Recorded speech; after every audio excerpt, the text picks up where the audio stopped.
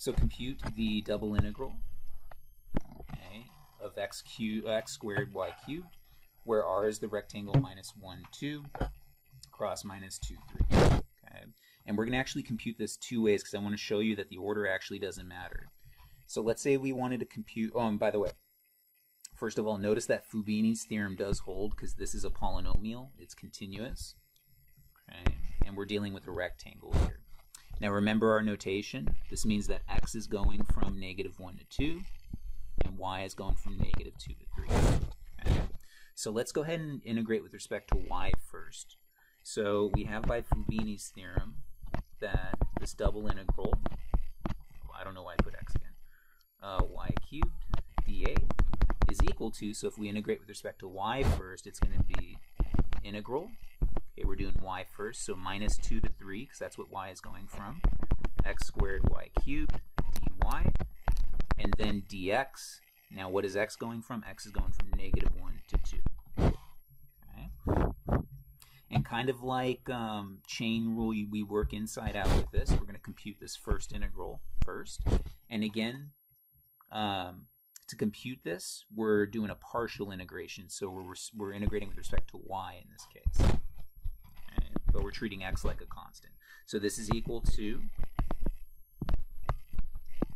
okay, if we integrate this function with respect to y, we'll get x squared y to the 4th over 4, evaluated at 3 and minus 2 dx.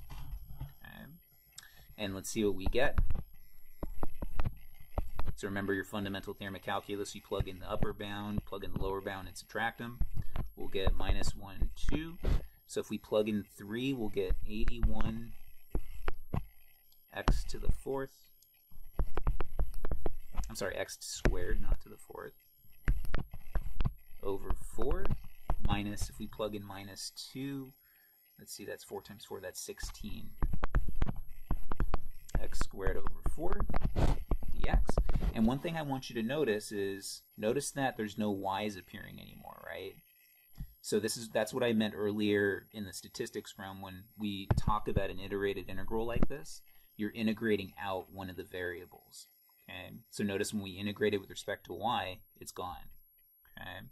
And then when we integrate with respect to x, notice that should be gone too. We should get a number, which is going to be the volume. Now before we actually compute this, let's simplify this a little bit. This is just integral minus 1 to 2. Let's see, 18 minus 16. I'm sorry, 81 minus 16. Oh, that's too early. 65. Over 4. Yeah. I'm double checking in my head. Let's see, if you add 10, that's 75. Yeah, there we go. Okay. And then now notice we have a Calc 1 integral. Well, we actually kind of had a Calc 1 integral there too, except we usually don't have more than one variable. But in any case, again, notice that we're taking something in Calc 3 and we're bringing it back to Calc 1. In this case, it's just two Calc 1 or / Calc 2 integrals that we're computing. But in any case, let's go ahead and finish this. So this is going to be 65 over, let's see, 12x cubed, evaluated at 2 and minus 1. All right, if we plug in 2, we're going to get 65 times 8 over 12, minus, if we plug in minus 1, we're going to get, well, negative 65 over 12. Okay. Notice the minus signs cancel out, and what we're going to eventually get is 65 times 9. Okay, so I'm factoring here over 12. And it's too early to figure out what this is, so we're going to we'll leave it like this for right now unless we have to verify that it's the same as the other way we're going to do it. So in any case, let's go ahead and look at this problem, but let's integrate with respect to x first and then y. Let's see if we actually get the same thing. Okay, so again, Fubini's theorem says that this is equal to, okay, now we're going to integrate with respect to x first. So we have our outside integral, our inside integral, x is going from minus 1 to 2.